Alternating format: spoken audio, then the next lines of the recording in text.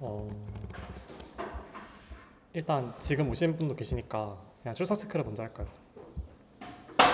오늘 3611입니다.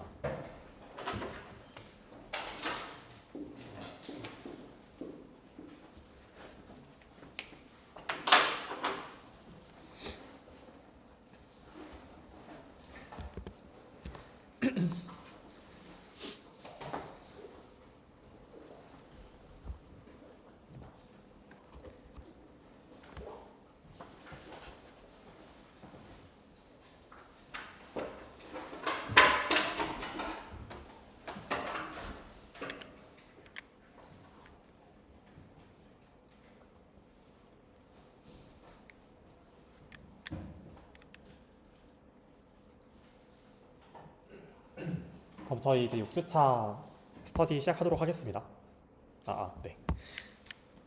먼저 이제 6주차 이번 스터디에서는 컨트롤러 계층을 드디어 만들려고 하고요. 그래서 지난주에는 서비스 계층을 만들고 서비스 계층의 단위 테스트를 작성하는 것까지가 지난주에 했던 거였고, 이제 이번 주엔 드디어 컨트롤러 계층을 만들고 포스트맨을 사용한 API 테스트까지 해보려고 합니다.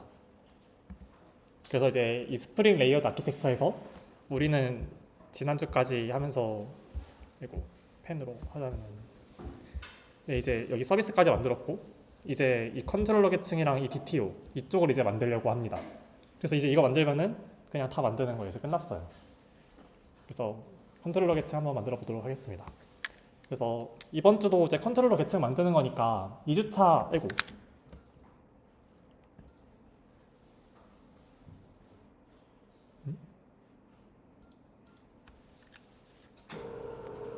얼라리?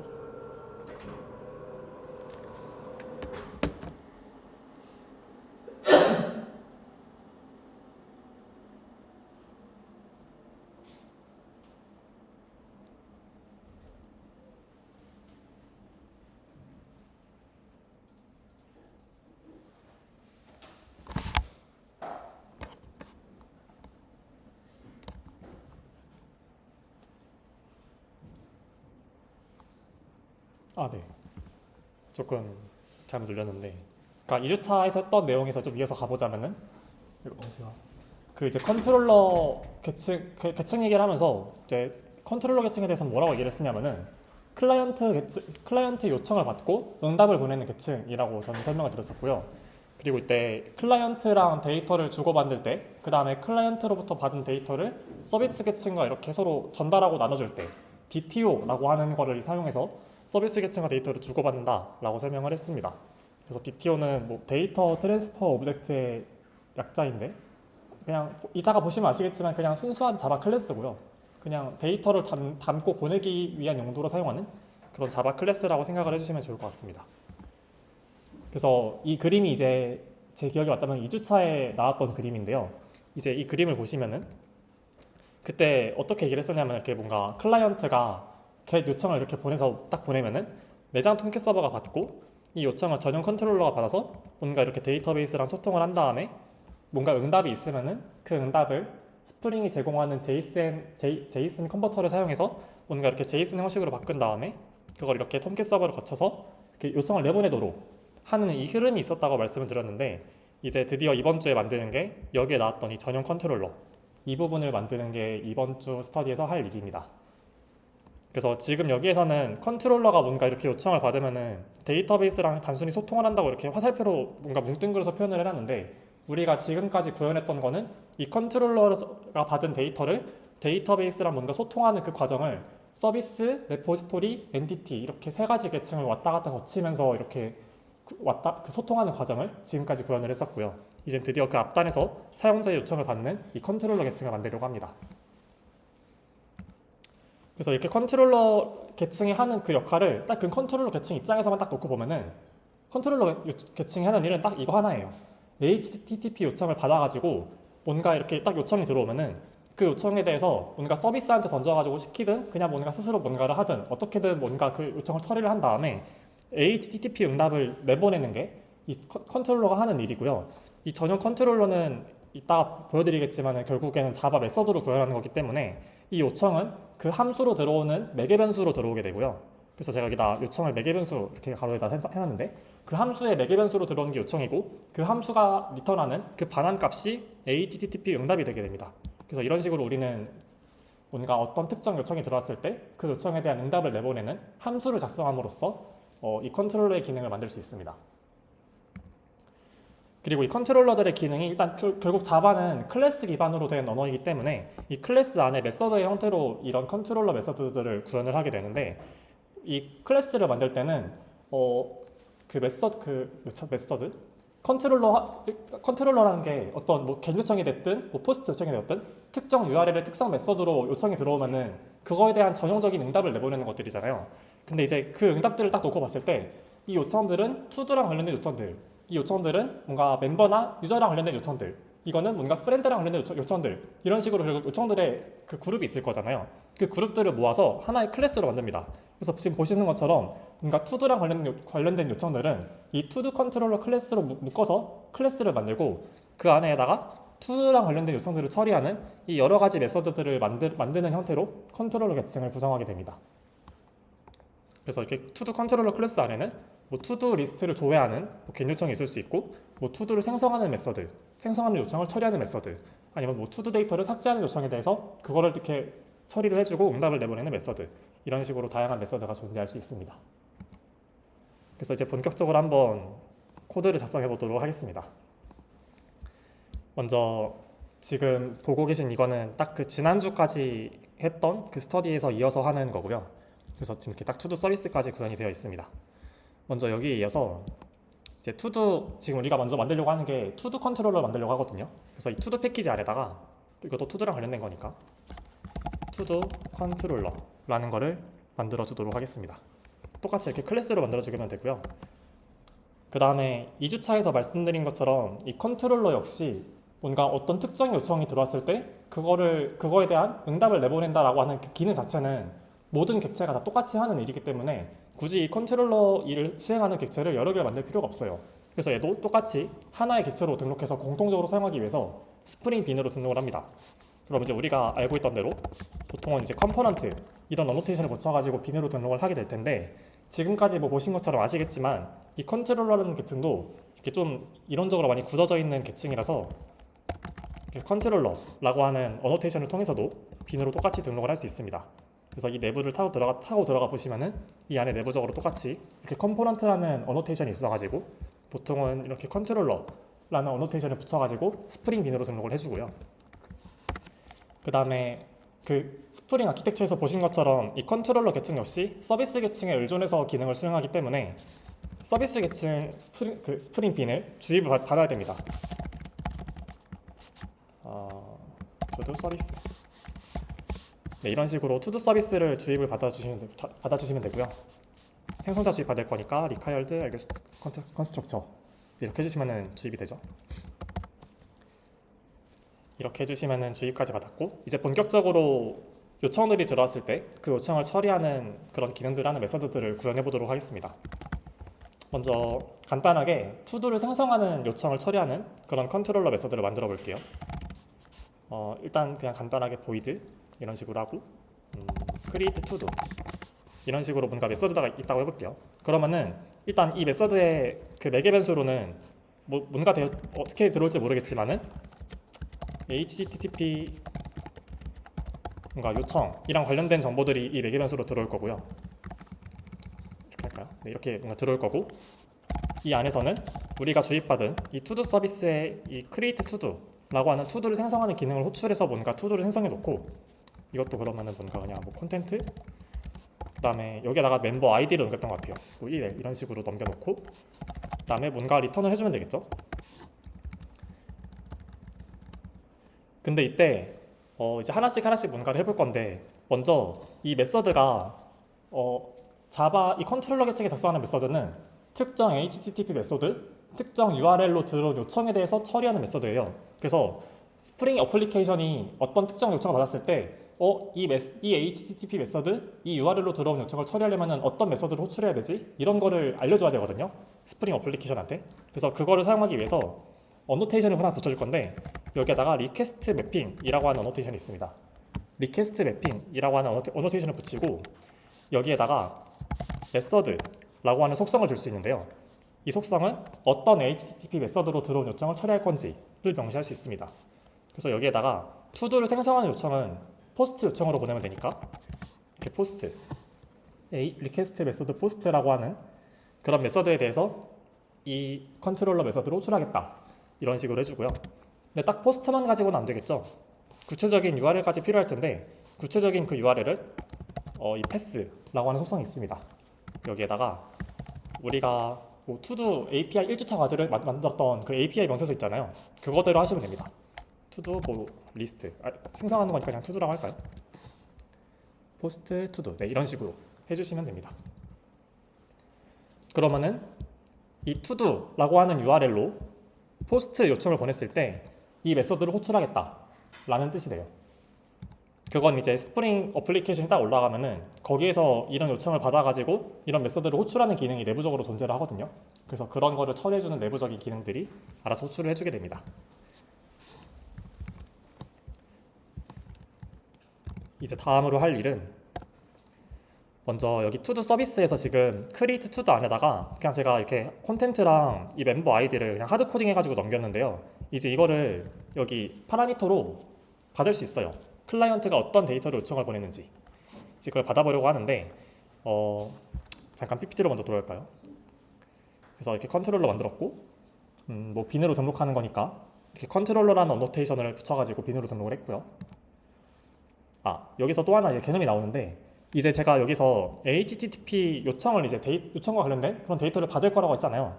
근데 이제 우리가 1주차에 이게 나왔던 얘기인데 1주차 했던 내용을 조금 복습을 해보자면은 이 HTTP로 주고받는 데이터는 크게 HTTP 헤더가 있고 HTTP 바디로 이렇게 나눠진다고 했었습니다.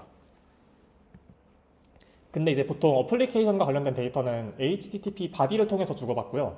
그래서 HTTP 요청으로 보내는 데이터는 리퀘스트 바디, 그 다음에 내가 응답으로 내보내는 데이터는 리스폰스 바디에 담아서 내보냅니다. 제가 여기 위에서 헤더에 담는 경우도 있는데 이번 스터디에서는 다루지 않습니다 라고 했는데요. 이 헤더에다 데이터를 담는 경우는 제가 개발하면서 경험했던 경우는 보통 사용자 인증 정보를 헤더에다 담아서 보통 처리를 하는 편이에요. 그래서 HTTP 헤더에 뭐 authorization이라고 하는 헤더 필드가 있는데 뭐 그런 필드에다가 뭐 JWT 토큰이라든가 아니면 뭐 세션 아이디라든가 뭐 그런 식으로 인증 정보를 담아가지고 보낼 때 주로 사용을 하는데 이번 스터디에서는 거기까지 다루진 않을 거고요. 그래서 그냥 지금은 편하게 그냥 데이터는 바디에 담는다 라고 생각을 해주셔도 충분할 것 같습니다. 그리고 이렇게 보통 API 서버는 이 JSON 데이터를 응답하는 경우가 많기 때문에 여기 나와 있는 것처럼 response body라고 하는 어노테이션을 붙이게 되는데요. 이 response body라고 하는 어노테이션은 그 이 스프링이라고 하는 이 프레임워크가 원래는 그냥 테스트로 하나 만들어 볼게요. 뭐 여기가 이렇게 스트링이라고 하면은 만약에 얘가 뭐 리턴에서 뭔가 이렇게 헬로 뭐 이런 식으로 뭔가 문자를 내가 반환해주고 싶다라고 해서 뭔가 이렇게 문자를 쓰게 되면요, 스프링은 기본적으로 이 문자를 그 스프링 MVC 패턴처럼 처리를 하려고 해가지고 뭔가 이 헬로랑 관련된 HTML 페이지를 돌려주겠다 막 이런 식으로 동작을 하려고 해요. 근데 우리가 만드는 API 서버는 그런 게 아니라 정말 JSON 데이터만 돌려주면 되거든요. 그래가지고 여기에다가 response body라고 하는 어노테이션을 붙이게 되면은 지금 이 리턴하는 이 데이터 그 뭔가 HTML 페이지랑 관련된 게 아니라 그냥 순수 데이터다, 그냥 순수하게 뭐 JSON 데이터다 이런 식으로 인식을 해서 처리를 하게끔 만드는 어노테이션입니다. 근데 이 리스폰스 바디라고 하는 어노테이션을 이 컨트롤러 클래스 안에 있는 모든 메서드에 공통으로 적용시켜주기 위해서 여기 그냥 이 클래스 단에다가 리스폰스 바디라고 붙이면은 메서드에다 붙이는 걸 생략을 할 수 있고요. 그래서 이렇게 리스폰스 바디라고 명시를 하는 편입니다. 그리고 이렇게 API 서버를 만들 때는 이 컨트롤러라고 하는 어노테이션이랑 리스폰스 바디라고 하는 어노테이션이 거의 쌍으로 따라다니거든요. 그래서 이거 두 개를 묶어가지고 한 번에 REST 컨트롤러라고 하는 하나의 어노테이션으로 표현을 하기도 합니다. 그래서 이거 타고 들어가 보시면은 이 안쪽에 이렇게 컨트롤러랑 리스폰스 바디가 들어있는 걸 보실 수 있어요. 이 내용도 PPT에는 있는 내용입니다. 그래서 뭔가 되게 이렇게 타고 가니까 점점 뭔가 복잡해지긴 하는데요. 그래서 이렇게 REST 컨트롤러라는 어노테이션을 대신 사용을 하고요. 그래서 이렇게 서비스 계층 의존하는 것도 해봤고, 이거 리퀘스트 매핑을 사용해서 뭔가 요청을 처리할 메서드랑 URL을 지정하는 것까지 해봤습니다.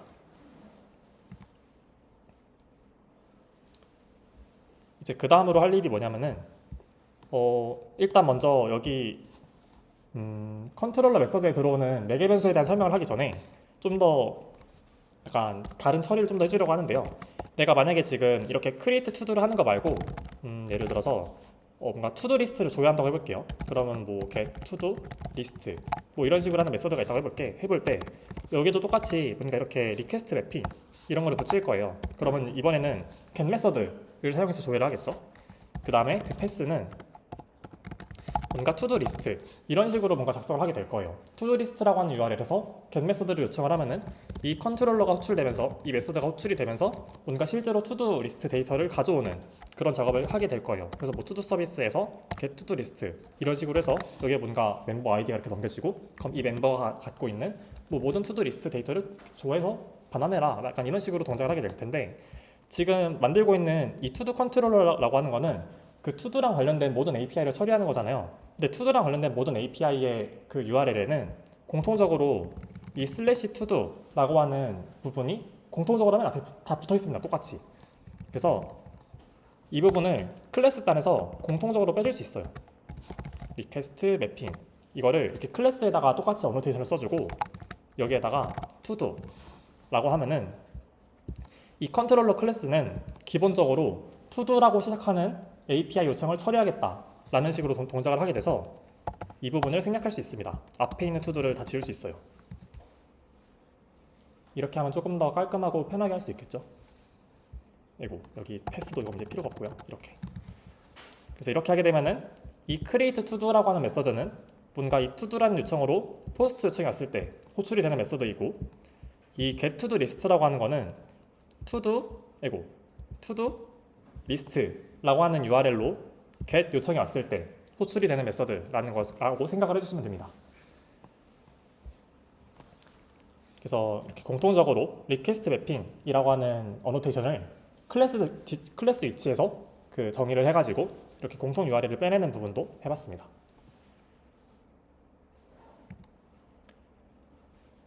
그 다음에 이제 점점 이제 단축화가 되는데요. 지금 여기 보시면 이렇게 리퀘스트 메소드 포스트 이런 식으로 우리가 직접 메소드를 지정하면서 리퀘스트 매핑을 쓰고 있잖아요. 근데 이제 스프링을 개발하는 사람들이 조금 더 편하게 좀 더 한 글자라도 덜 타이핑하기 위해서 막 이런 것들을 다 어노테이션으로 축약을 만들어 놨어요. 그래서 이런 거는 포스트 매핑이라고 하는 어노테이션으로 이거를 퉁칠 수 있습니다. 이게 똑같은 뜻이에요. 리퀘스트 매핑 매핑에서 포스트를 지정하는 거를 이렇게 포스트 매핑이라고 할 수 있고요. 여기도 똑같이 지금 get 요청으로 get 메소드로 받는 그거잖아요. 여기도 get 매핑 이런 식으로 하면 되고 여기에다가 URL로 리스트를 지정해주게 되면은 이 아래에 작성한 이거랑 똑같은 효과를 갖게 돼요. 이러면 훨씬 더 간편하게 알 수 있겠죠.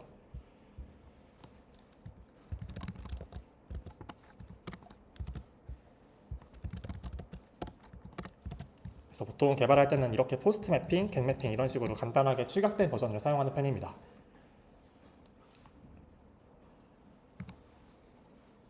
그래서 이제 본격적으로 할일 생성 요청을 처리해 보려고 하는데요. 먼저 할일 데이터를 생성하려면은 클라이언트로부터 이 콘텐트랑 유저 데이터를 받아야 되죠. 그래서 한번 이 리퀘스트 바디로 우리가 HTTP 요청을 클라이언트가 보내게 되면은 그건 이제 HTTP 리퀘스트니까 그 HTTP 데이터가 헤더 바디로 쪼개진다고 했을 때 리퀘스트의 바디, 즉 리퀘스트 바디를 받을 때 그 데이터에는 주로 이렇게 제이슨 형식으로 뭔가가 들어옵니다.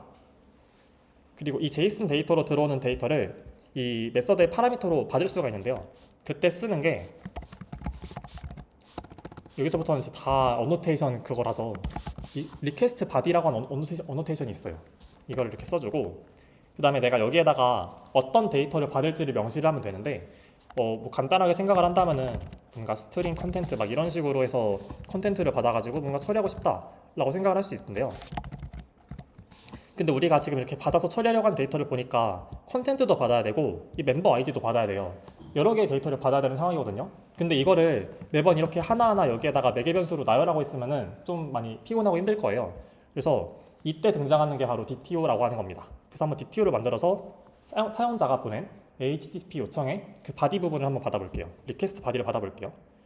먼저 여기 투두 패키지에다가 새로 만들기로 패키지 해서 DTO라는 패키지 폴더를 새로 만들어 줄게요.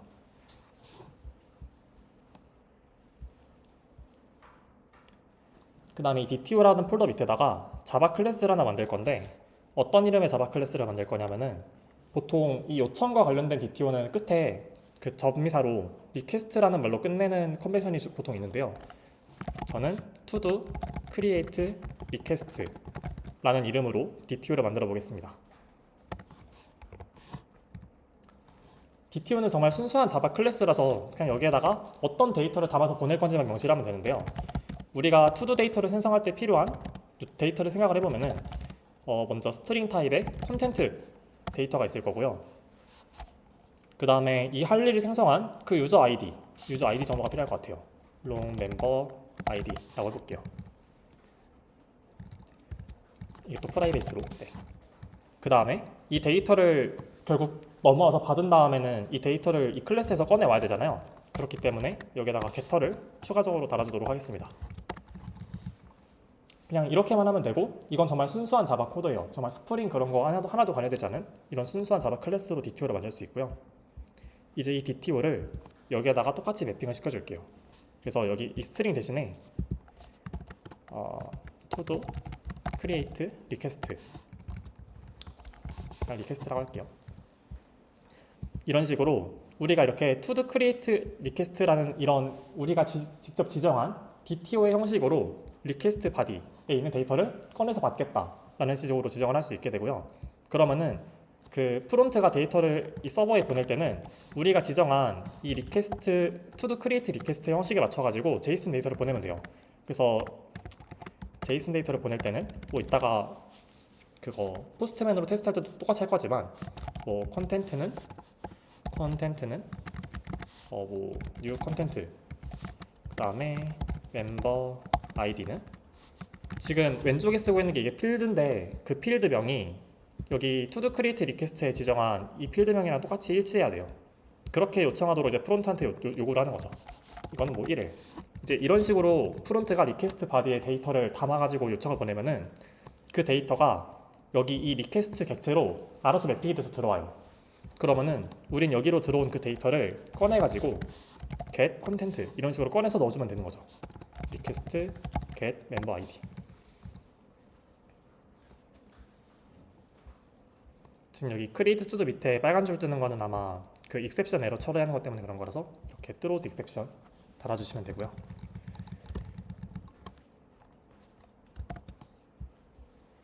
네. 여기까지 하고 다시 한번 PPT로 들어가 보겠습니다. 그래서 그 클라이언트가 리퀘스트 바디로 담아서 보내는 데이터는 보통 JSON 형식으로 들어오면서 그걸 이제 메서드 파라미터로 받아야 되는데 그걸 메서드 파라미터로 받을 때는 리퀘스트 바디라고 하는 어노테이션을 붙여줘야 되고요. 이 데이터를 자바 객체로 변환을 해서 받을 수 있어요. 이 어노테이션을 붙여주게 되면은.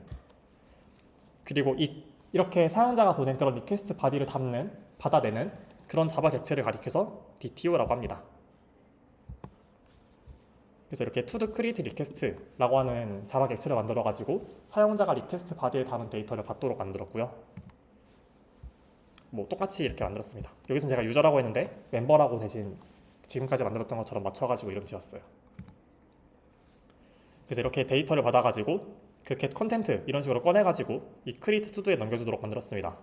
제가 여기 CF에다 적은 내용은 지금은 제가 이렇게 이 DTO를 받은 다음에 그 DTO의 내용을 그 컨트롤러 계층에서 지금 이렇게 꺼내가지고 그 서비스 계층에 넘기고 있잖아요. 근데 이렇게 개발을 할 수도 있고요. 경우에 따라서는 내가 이 투두 서비스를 개발을 할 때 create to도에다가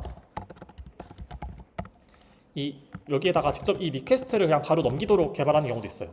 그래서 이렇게 이 리퀘스트, 이 DTO 객체를 이 서비스 계층에다가 직접 넘기고 이 서비스 계층에서는 이 리퀘스트를 받아가지고 그 안에서 내부적으로 이 get content, get member id를 호출하는 거죠. 그런 식으로 구현을 할 수도 있습니다. 근데 지금은 그냥 기존에 작성했던 이 create to 형식에 맞추기 위해서 컨트롤러 계층에서 DTO 내용을 꺼내도록 구현을 했습니다. 그리고 제가 방금은 이렇게 서비스 계층으로 이 DTO 객체를 넘긴 다음에 그 안에서 get content, get member id 이런 식으로 꺼내서 넘기도록 만들 수 있다고 했었는데, 그렇게 하는 대신에 DTO 클래스에다가 to entity로 변환하는 메서드를 써가지고 변환하기도 해요. 그래서 예를 들면은 그냥 여기에다가 뭐 public to entity 이런 식으로 메서드를 만들고요. 그래서 여기다 to도를 반환하는, 그냥 이건 지금 그냥 한번 해보는 거예요. 실제로 이걸 쓰진 않을 건데, 그래서 그냥 return new to 뭐 이런 식으로 해가지고 뭐 막 컨텐트, 뭐 멤버 아이디 이런 식으로 해가지고 이 DTO 객체 안에서 내부적으로 자체적으로 이 to 객체를 만들어가지고 반환하는 그런 메서드를 써가지고 넘기도록 할 수도 있습니다. 이건 이제 구현하기 나름이에요. 그게 이 CF의 내용이었고요. 근데 지금은 그렇게 하진 않고 그냥 지금 지난주에 만들어놨던 그 서비스 메서드의 그 구조에 맞춰가지고 동작을 하게끔 하도록 하겠습니다. 이제 다음으로는 응답을 만들어줘야 되는데요. 컨트롤러 계층은 클라이언트 요청을 처리한 뒤에 그 처리한 결과를 클라이언트한테 알려줘야 됩니다. 그래서 데이터를 생성해줘 라고 뭔가 요청을 보냈으면은 정말 데이터를 생성한 다음에 일단 뭔가 그래 너가 요청하는 거 잘 처리했어 정도에 대한 응답은 보내줘야 되는 거죠. 실제로 뭔가 줄 데이터가 없다고 하더라도 너의 요청 잘 처리했어 라는 내용의 정도의 응답은 꼭 보내줘야 됩니다. 그래서 이런 것들을 표현하기 위해서 HTTP 프로토콜에 정의된 상태 코드를 사용해서 결과를 알려줄 수 있고요. 이것도 이제 1주차 했던 내용인데 HTTP에서 자주 사용하는 상태 코드로는 이런 것들이 있다고 했습니다. 그래서 뭐 200, 201, 400, 뭐 404 이런 것들이 있는데 지금 저희가 사용하려고 하는 상태 코드는 201입니다. 왜냐하면 지금은 투두를 생성하는 API를 만들었기 때문에 데이터의 생성에 성공했으면은 그때는 201이라고 하는 상태 코드를 반환해 주는 것이 관례이고 규칙입니다. 꼭 지켜야 되는 건 아니지만 거기 관례적으로 그렇게 되어 있어요. 그래서 이 created라고 하는 이 상태 코드를 응답을 하도록 만들어 보도록 하겠습니다. 이제 이런 응답을 만들 때는 그 스프링에서 이런 응답 객체를 좀 편하게 만들라고 제공해 주는 게 있어요. 그래서 이제 이 create to도의 반환 타입을 void 말고 response entity라는 걸 반환하도록 만들게요. 얘는 제네릭 클래스, 제네릭으로 써야 되는 타입이라서 여기에다가는 void를 써주고요. 이 response entity라고 하는 객체 내부적으로 내가 반환할 데이터의 타입을 여기다 명시를 해주면 되는데 지금 내가 이 create to도를 할 때는 돌려줄 데이터가 없거든요. 그래가지고 이렇게 void라고 하는 그냥 빈 데이터를 반환하겠다라는 뜻으로 이렇게 void를 명시했습니다.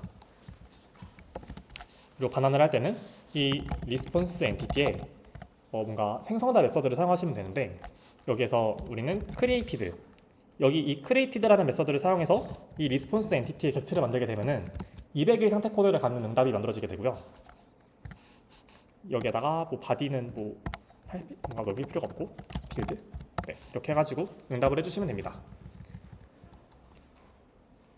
그리고 이 created 같은 경우는 우리가 관례적으로 뭔가 데이터를 생성을 했으면은 그 생성한 데이터가 서버 안에 어디에 있는지 그 데이터의 위치를 같이 함께 넘겨주는 게 일반적인데요. 어떻게 하면 되냐면은 URI에 create라고 하는 메서드가 있습니다. 꼭 이제 이런 타입을 사용하도록 강제라고 있어가지고 여기에다가 우리가 생성한 그 데이터의 패스 경로를 적어주면 되는데요.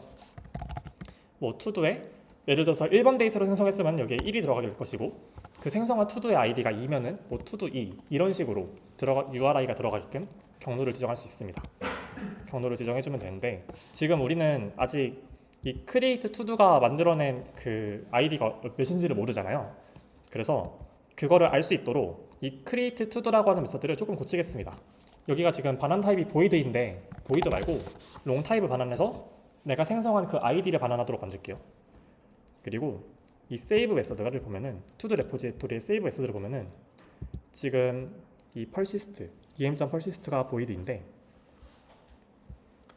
하고 나서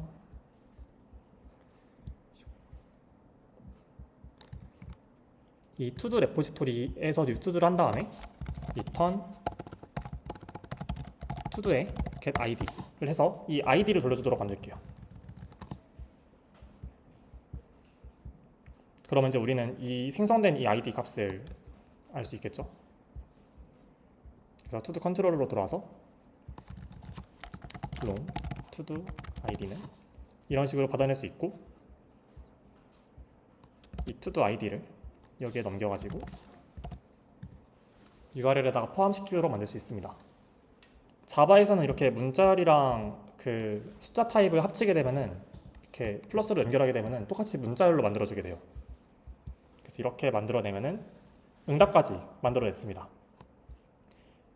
그래서 조금 정리를 해보자면은 이 리퀘스트 바디라고 하는 어노테이션을 붙여가지고 내가 사용자가 요청을 보낼 때 그 요청을 그 1주차에도 잠깐 말씀드렸지만은 크게 뭐 패스로 보낼 수도 있고 패스 파라미터로 보낼 그 쿼리 스트링으로 보낼 수도 있고 그 다음에 뭐 리퀘스트 바디에 담아서 보낼 수도 있고 여러 가지 경로로 보낼 수 있는데 우리는 그 여러 가지 경로 중에서 리퀘스트 바디로 들어오는 형태의 데이터를 받겠다라고 명시하는 게 이 어노테이션이고요. 거기에 있는 데이터를 꺼냈을 때 나는 이 to create request라는 객체의 형태로 만들어서 받겠다라고 해서 이렇게 객체 타입을 지정해 주는 거예요. 그리고 그렇게 얻어낸 데이터를 서비스에 넘겨가지고 데이터를 생성한 다음에 데이터가 생성이 잘 끝났으면은 리스폰스 엔티티라고 하는 이 객체, 응답 객체를 반환을 함으로써 정말 성공적으로 잘 만들었다라는 응답을 내보내주게 됩니다. 그냥 정말 크게 추상화를 해보자면은 이 create to도라는 거는 사용자가 뭔가 to도를 생성해줘라는 데이터를 받은 다음에 잘 생성을 하고 잘 만들었어 라고 하는 응답을 내보내는 그런 메서드라고 생각을 해주시면 좋을 것 같아요. 그래서 스프링이 제공하는 리스폰스 엔티티라고 하는 그런 클래스를 통해서 HTTP 응답을 만들어서 반환하면 되고 이때 이 리스폰스 엔티티에 들어가는 제네릭 타입은 리스폰스 바디로 반환할 객체의 타입을 지정하면 됩니다. 데이터를 생성할 때는 뭔가 반환하는 데이터가 아무것도 없으니까 보이드를 지정해주면 되고요. 여기서 뭐 created URI 이걸 적었는데 이걸 적은 거는 그 created 상태 코드를 갖는 응답을 생성하는 부분이고 201 응답을 응답을 할 때는 생성된 데이터의 위치를 함께 응답하는 것이 일반적이라서 그 생성된 데이터의 위치, 패스를 같이 응답을 해주도록 했습니다.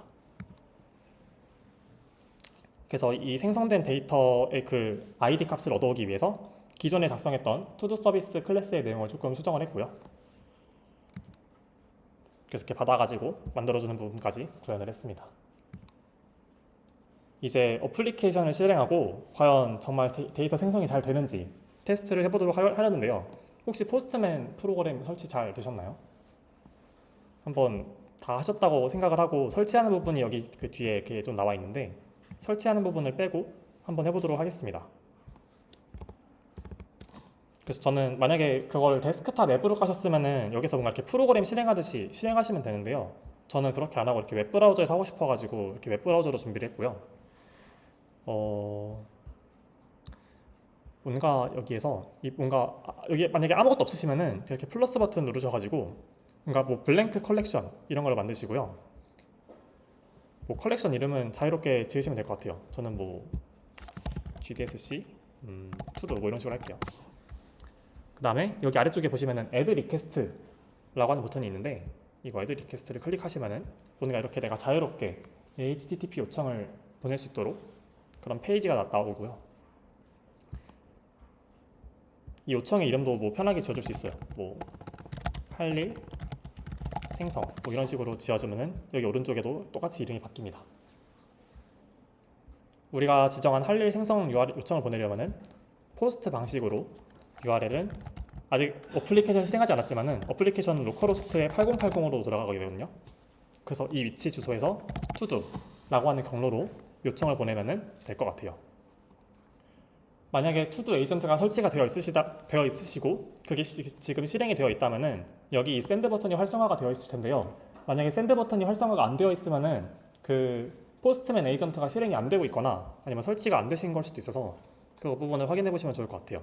그래서 저는 지금 이렇게 샌드를 해보면은 이게 보시는 것처럼 뭔가 지금 에러 커넥티드 커넥션이 지금 거부됐대요. 지금 이게 뜨는 이유는 아직 그 8080 포트에서 실행이 되고 있는 어플리케이션이 없어서 에러가 나는 거라서 한번 이제 실행을 해볼게요.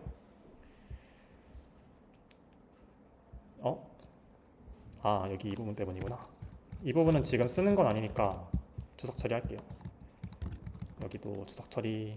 일단 이것도 그냥 놔둘까요? 이렇게 하겠습니다. 주석 처리 하고 다시 실행을 해볼게요. 네, 그럼 여기 보시면은 여기 뭐 톰캣 스타티드 온 포트 8080 전 이거 보고 잘 실행되었구나를 판단하거든요. 이렇게 보면은 8080 포트로 지금 잘 실행이 되고 있고 이렇게 샌드를 해보시면은 뭔가 이렇게 응답이 옵니다. 지금 응답을 보면은 400 배드 리퀘스트라고 하는 게 뜨는데요. 이거는 지금 우리가 이 요청을 보낼 때 여기 지금 이 to do create request에 명시한 이 컨텐트랑 멤버 아이디를 요청으로 넘겨줘야 되는데 안 넘겨서 그래요. 그래서 그거를 한번 넘겨줘 볼게요. 지금 이렇게 그 리퀘스트 바디로 받는 데이터를 넘길 때는 여기 포스트맨에서 여러 가지가 있어요. 뭐 파람스, 어토라이제이션, 뭐 헤더 이런 게 여러 가지가 있는데 이 바디 필드로 가신 다음에 여기에다가 low를 지정하시고 여기가 아마 기본적으로 제이슨이 뜰 거예요. 이렇게 제이슨 형식으로 하신 다음에 여기에다가 아까 봤던 그 형식을 그대로 넣어주면 되는데 뭐 만약에 제이슨 형식이 금방 보시면 익숙하실 것 같기는 한데 만약에 익숙하지 않으시다라고 하시면은 제가 여기 스터디 공지 아래쪽에다가 이거 제이슨 형식을 이렇게 미리 준비를 해놨거든요. 그래서 이런 거 참고하셔가지고 넘기시면 될 것 같아요. 그래서 뭐 이런 식으로 제이슨 형식으로 내가 넘길 데이터를 지정을 해주시고 멤버 아이디, 컨텐트 이 필드명이 내가 만든 생성한 이 클래스의 이 필드명과 일치하는지 꼭 확인하셔야 됩니다. 이게 일치해야 변환이 제대로 돼가지고 샌드를 해보면요 500 에러가 뜨거든요. 왜 500 에러가 떴을까 한번 살펴보면은 이게 뭔가 이렇게 에러가 떴어요. 아래쪽에 올려보면은 존재하지 않는 멤버입니다. 우리가 서비스 계층에서 처리했던 그 예외가 발생했어요. 생각을 해보면 당연한 게 지금 이 어플리케이션을 딱 실행한 직후에는 데이터베이스에 아무런 멤버 정보가 없잖아요. 그렇기 때문에 여기에다가 1이라고 하는 멤버를 넘기게 되면은 이건 당연히 존재하지 않는 멤버일 거예요.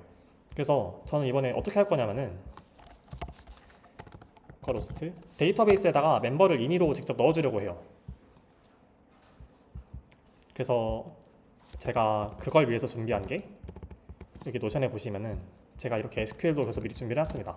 아마 멤버를 그 다른 필드까지 해가지고 만드셨으면은 이 SQL이 그대로 사용이 안 되실 수 있는데 일단 저는 이거 가지고 해볼게요. 그래서 여기에다가 직접 런 해가지고 데이터를 4개 넣고요. 그래서 멤버를 지금 조회를 해보면은 이렇게 4개의 멤버가 들어가 있는 것을 볼 수 있습니다. 저는 딱 멤버 아이디 필드로만 간결하게 만들어가지고 이렇게 4개가 있는데요. 이제 다시 한번 투두를 생성해 볼게요. 이제 1번 멤버의 할 일을 만들 건데 그 할 일의 내용은 컨텐트다 라는 요청을 보내보면은 이번에는 201 created 라고 하는 응답이 왔고요. 그 다음에 아마 리스폰스를 보시면은 우리가 지정했던 그 URL 경로도 있을 거예요. 네, 그래서 여기 지금 헤더에 보시면은 여기 로케이션이라는 필드가 있거든요. 리스폰스 HTTP 응답 헤더에는 이 로케이션이라는 필드가 있는데 그 로케이션 필드에 보시면은 우리가 아까 지정했던 to-do 1이라고 하는 그 생성 경로가 이렇게 들어가게 됩니다. 그 다음에 실제로 데이터베이스를 확인해 보시면은 다시 한번 이거 한번 to-do로 조회해 보시면은 우리가 생성한 이 콘텐트 멤버 1의 콘텐츠라는 데이터가 실제로 들어가 있는 것도 확인할 수 있습니다. 이렇게 해서 할 일 생성하는 과정을 마쳐봤고요.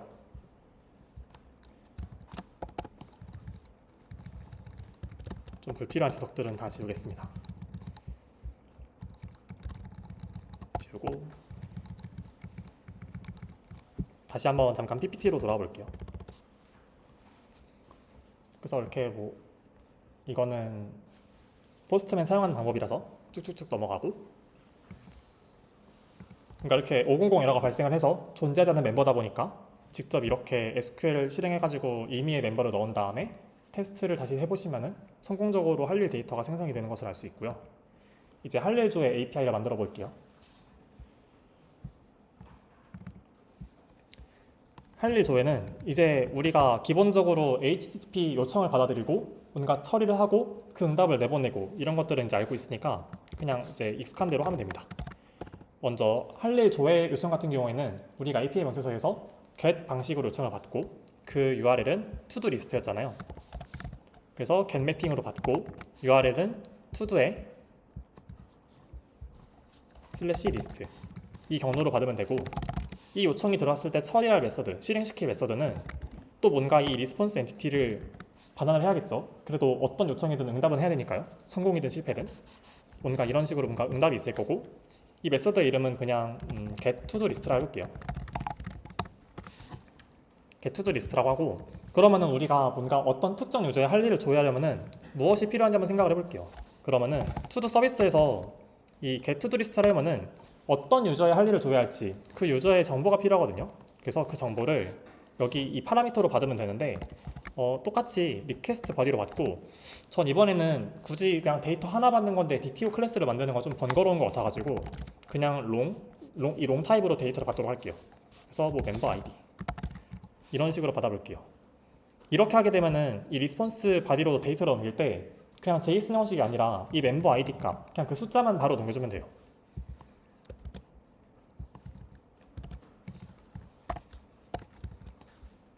여기 빨간 줄 뜨는 거는 이거 익셉션을 반환할 수 있어가지고 그거 에러 때문에 그런 거고,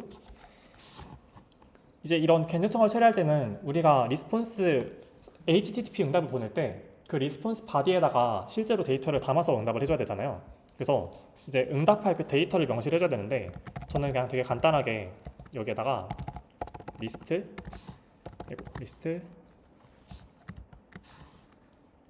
옵션 엔터 투두, 이 투두 엔티티 클래스에 리스트 형식의 뭔가 데이터를 반환을 하겠다 라고 지정을 해볼게요. 이렇게 안 하고 그냥 원래 더 일반적으로 좀 제대로 하려면은 그 리스폰스 DTO를 만들어 가지고 하는 게 더 올바르긴 한데, 지금은 한번 간단하게 이렇게 해볼게요. 그러면은 리스트 투두 라고 하는 거를 이렇게 서비스로부터 받아보고 return 리스폰스 엔티티 요청을 성공적으로 이렇게 처리를 했다면은 그때는 200OK를 반환하면 되겠죠.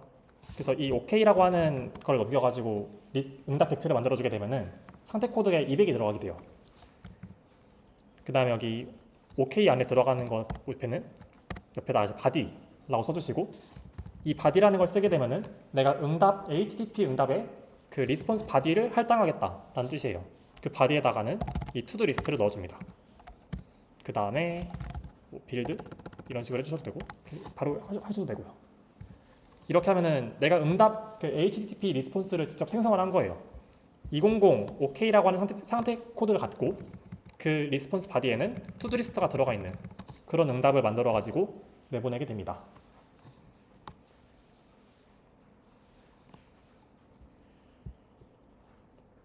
한번 어플리케이션을 다시 한번 실행해 볼게요.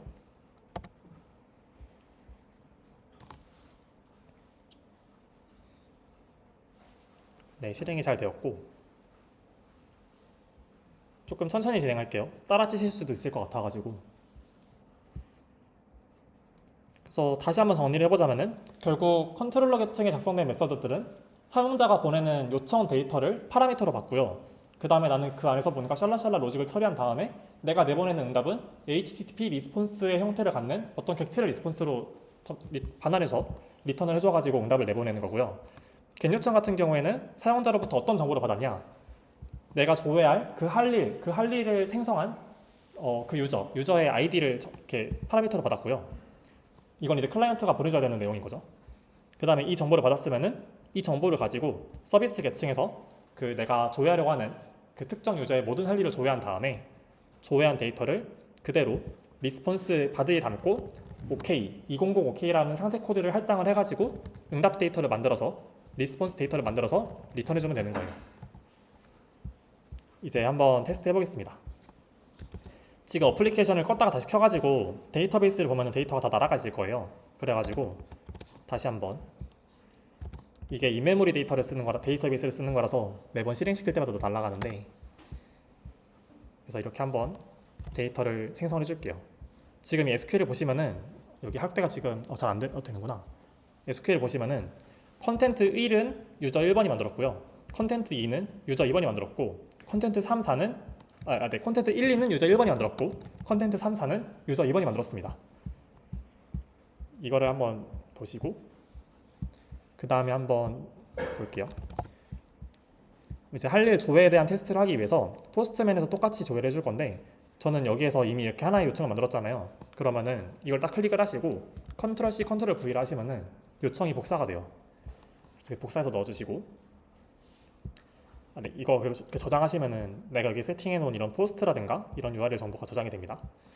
그 다음에 여기에서 이번엔 로컬호스트 걸호스트 8080에 투두의 리스트였죠. 투두의 리스트 이 경로로 요청을 보내면 되는데 지금 400 에러가 떴어요. 400 에러가 뜬 이유는 우리가 지금 서버에서 요구한 그 데이터를 넘기지 않았기 때문에 그래요.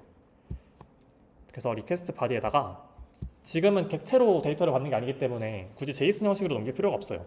그냥 지금은 유저 아이디 정보만 숫자만 이렇게 딱 넘겨주면 됩니다. 숫자 1 써가지고 샌드를 보내게 되면은 이렇게 1번 유저가 만든 모든 투두 데이터를 조회하게 되고요.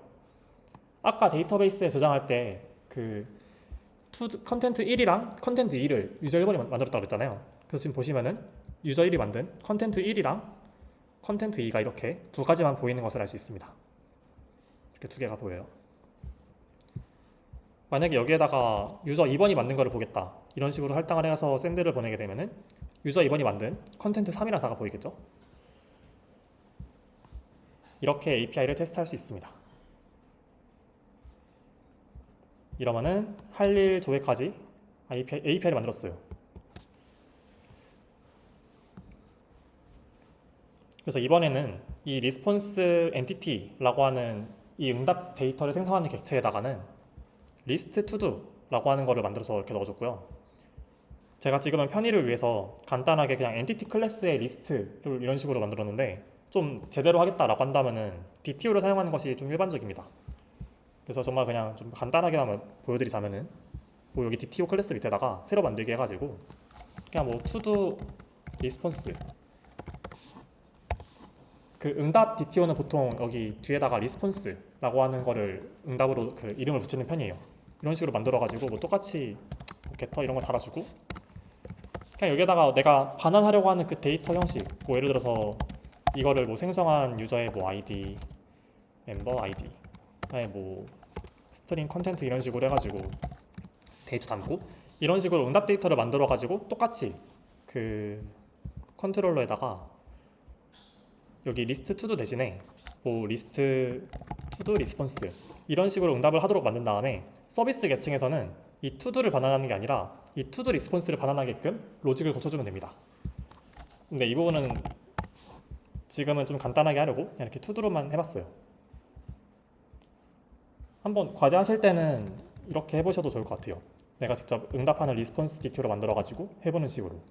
그리고 아마 리스폰스를 내가 응답하려고 하는 그거를 이제 이렇게 리스폰스로 만드실 때는 아마 여기에다가 세터까지 아마 달아주셔야 될 수도 있기는 한데 네, 이렇게 세터까지 달아가지고 해주시면 아마 될 거예요.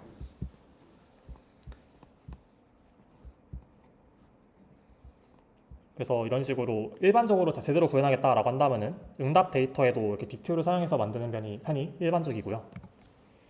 조회에 성공한 경우에는 200 OK를 응답하겠다라고 해서 여기에선 이렇게 OK라고 하는 그 거기 안에다가 투두를 바로 넘겼는데 저는 조금 더 명시적으로 하려고 여기 OK 뒤에다가 바디까지 써가지고 이렇게 넘기긴 했어요.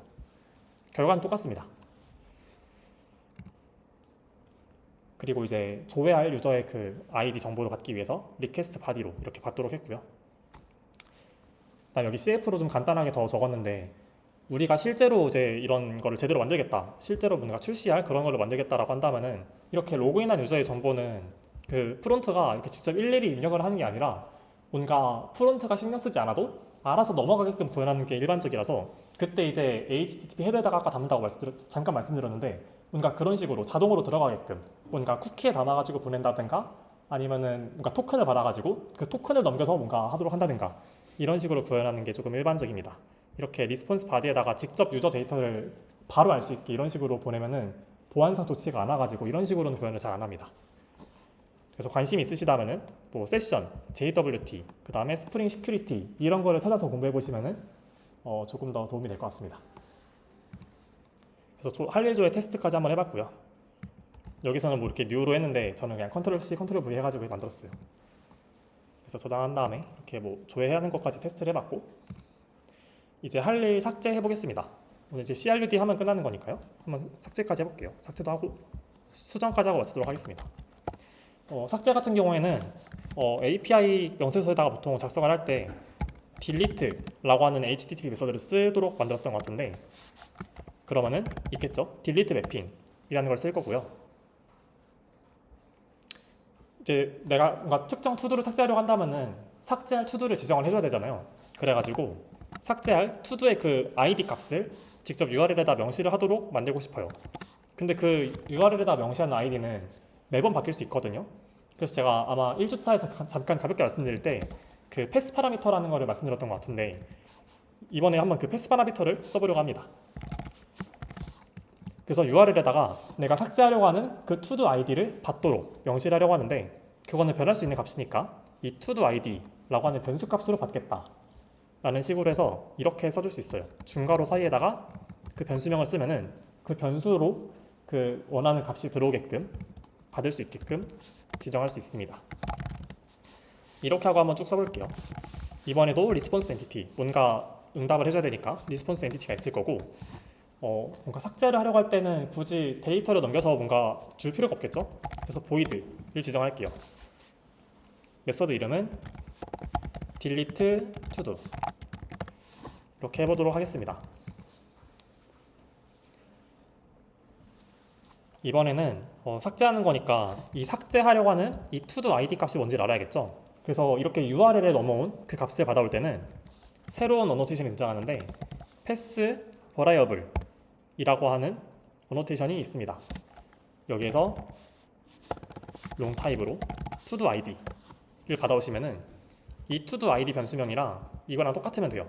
그래서 지금 이 인텔리제이가 자동으로 하이라이팅까지 좀 해주고 있는데 이렇게 하면은 여기 쓰여있는 이 변수 값에 있는 데이터를 여기 매개 변수로 받아올 수 있습니다.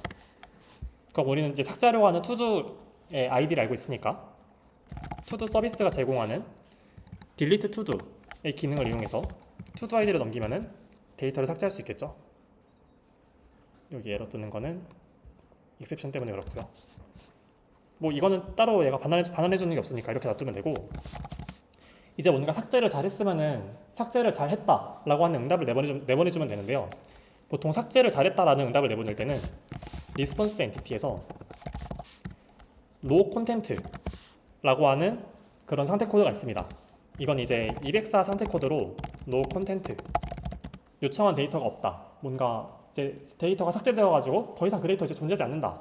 약간 이제 이런 걸 나타낼 때 쓰는 상태 코드예요. 근데 나는 뭐 그냥 굳이 삭제 잘했어? 오케이 잘했어. 그냥 200 오케이 반환할래. 이렇게 하셔도 상관은 없는데 저는 이 204 no content라고 하는 상태 코드를 사용하도록 해봤습니다.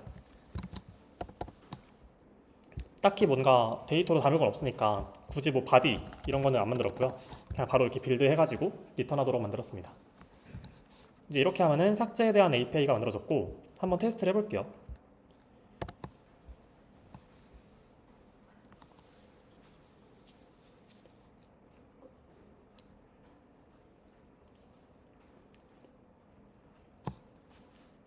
네, 그래서 지금 실행이 잘 되었고 한번 포스트맨으로 테스트를 해보겠습니다. 이번에는 똑같이 저장해주고 컨트롤 C 컨트롤 V에서 여기 위에도 바꿔줄까요? 할 일 삭제 뭐 이런 식으로 해가지고 이번에는 요청이 딜리트 매핑이었죠. 딜리트 메서드로 뭔가 투두를 보내면 되는데 뭔가 투두 1 이런 걸 이제 삭제하도록 보내볼게요. 근데 지금 삭제하기 전에 데이터베이스가 당연히 초기화가 됐을 거니까 다시 데이터를 넣어주도록 하겠습니다.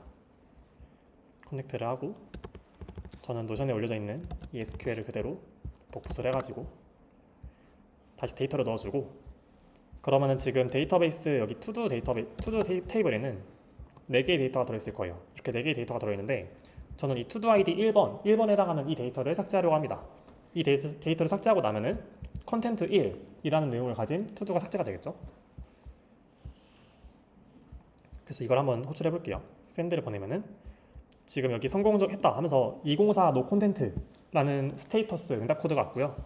실제로 데이터베이스를 조회를 해보시면은 다시 런 해보시면은 이번에는 투두 아이디 1인 데이터가 실제로 사라진 것을 볼 수 있습니다. 이렇게 해서 삭제하는 API까지 테스트를 해봤습니다. 저장해주고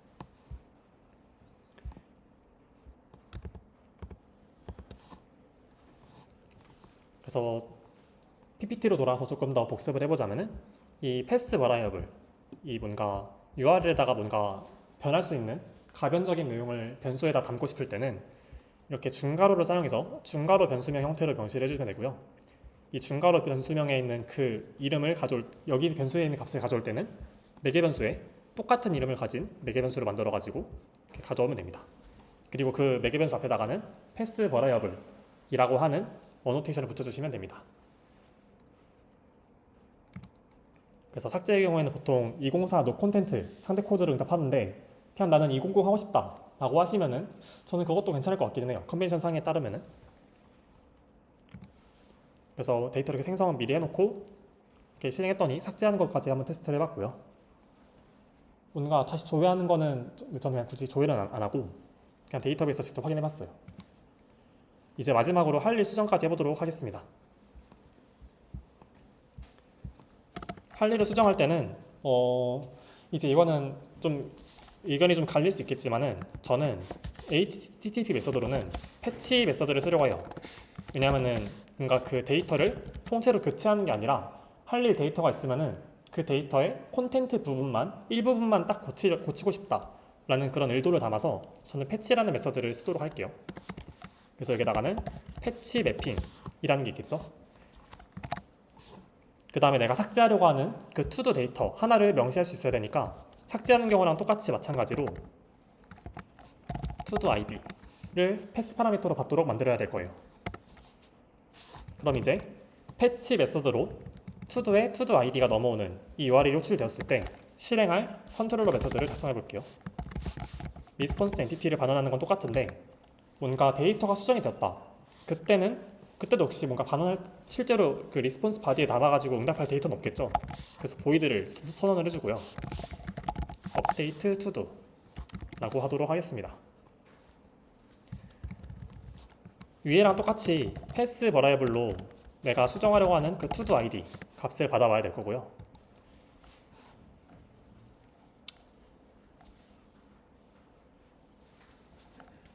한번 투두 서비스에서 우리가 만들어 놨던 수정하는 그런 메서드를 호출해 보도록 할게요. 근데 지금 이 메서드가 보니까 삭제하려고 하는 투두 아이디도 필요하고 그 다음에 멤버 아이디를 받고 있고요. 그 다음에 업데이트할 컨텐트까지 매개 변수를 요구를 하고 있어요. 그러면은 지금 멤버 아이디가 필요하고 업데이트할 컨텐츠도 필요하니까 제가 사실 PPT에서는 그 부분을 고려를 안 해가지고 그냥 업데이트할 컨텐츠만 따로 이렇게 리퀘스트 바디로 받도록 만들었는데요. 저는 이거를 PPT랑은 다르게 지금 멤버 아이디까지 요구를 하고 있으니까 DTO로 만들어 볼게요. 그래서 새로 만들기 해서 to-do update request 이런 식으로 DTO로 만들고 겟터 넣은 다음에 아까 필요했던 게 롱의 멤버 아이디가 필요했고요. 그 다음에 스트링에 업데이트 컨텐트 수정할 컨텐트가 필요했던 것 같아요. 이거 두 개는 다 프라이빗으로 해줄게요. 프라이빗.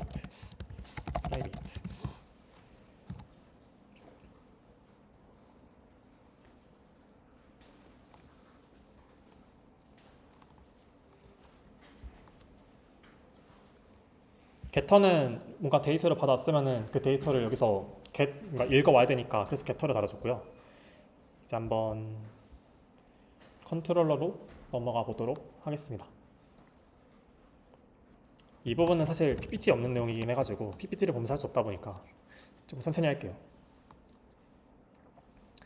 그래서 컨트롤러로 넘어와서 아까 위에서 이제 이 데이터는 뭐 사용자한테 받을 때 그 리퀘스트 바디로부터 바디에 담아가지고 보내도록 만들고 싶어요. 그러면은 사용자가 리퀘스트 바디에다가 뭔가 보내서 담았다면은 리퀘스트 바디로 받아야겠죠. to-do update 리퀘스트를요. 이건 사용자가 어디로 어떻게 요청을 보내는지에 따라서 이게 매개 변수에 들어올 값을 어디서 가져올지를 어노테이션으로 명시한다고 보시면 돼요. 이 to-do id라고 하는 값은 패스 버라이어블 여기 이 URL 경로로부터 가져올 거고 이 리퀘스트 수정할 데이터랑 그 지금 현재 로그인한 사용자 정보는 리퀘스트 바디로부터 JSON 형태로 가져오겠다. 그래서 이렇게 객체로 변환해서 받아오겠다 라는 걸 명시하려고 리퀘스트 바디를 쓴 거예요. 내가 이 데이터를 그 HTTP 그 데이터 구조에서 어디에서 어떻게 가져올 건지를 이걸로 명시해 준다고 보시면 돼요. URL에서 가져올 건지 아니면은 뭐 리퀘스트 바디에서 가져올 건지 이런 거를 이 어노테이션으로 명시해서 매개 변수에다 할당한다고 봐주시면 좋을 것 같습니다. 그럼 이제 하나하나 한번 다 넣어 볼게요. 먼저 첫 번째로 to-do id를 넣어야 됐었고요. 그 다음으로는 리퀘스트에서 멤버 아이디를 가져와야 됐었고, 마지막으로 리퀘스트에서 컨텐츠를 이렇게 받았으면은 업데이트를 할 수 있게 되었습니다. 처리해주고, 그 다음에 모든 요청은 처리가 다 잘 되었다면은 그게 성공했다라는 뜻의 응답을 내보내줘야 되죠. 그래서 리스폰스 엔티티로 이번에는 노 콘텐트가 아니라 OK로 할게요. 잘 되었으니까.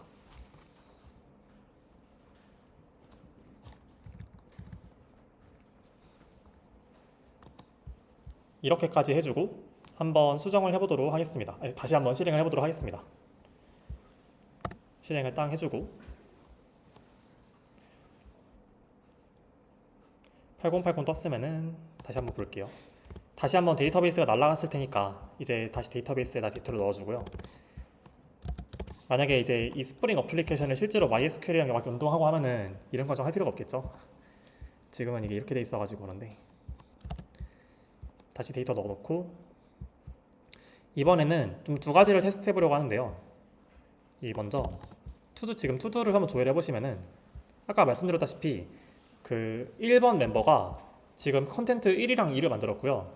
2번 멤버가 컨텐트 3이랑 4를 만들었어요. 그래서 제일 먼저 해볼 거는 멤버 1이 이 컨텐트 1의 투두 아이디 1번 이거에 해당하는 이 데이터를 변경한다고 가정을 하고 요청을 보내보도록 하겠습니다. 그래서 이번에는 할 일 수정하는 건데 제가 아까 이거 패치라는 메서드를 사용해서 수정하도록 했었고요.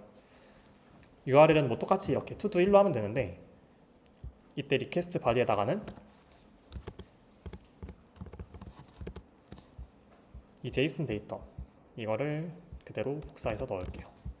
저는 이렇게 정의를 해가지고 이렇게 했는데 만약에 그 뭐 클래스 DTO 만드실 때 필드명이 이거랑 다르면은 에러가 날 수도 있어요. 맞춰주셔야 되고 이제 1번 유저가 만든 이 1번 투두 데이터를 new content라고 하는 새로운 데이터로 컨텐트로 바꿔보도록 하는 그런 요청을 보내도록 하겠습니다. 요청이 지금 2005K로 성공했고요. 한번 데이터베이스를 다시 조회를 해보면은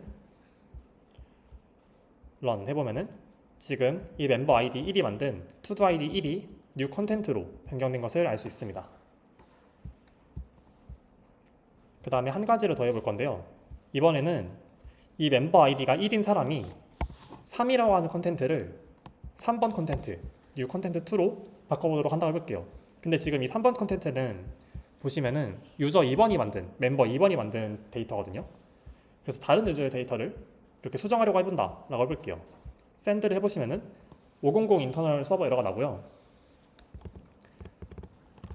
스프링에 들어가 보시면은 할 일을 생성한 유저만 수정할 수 있습니다.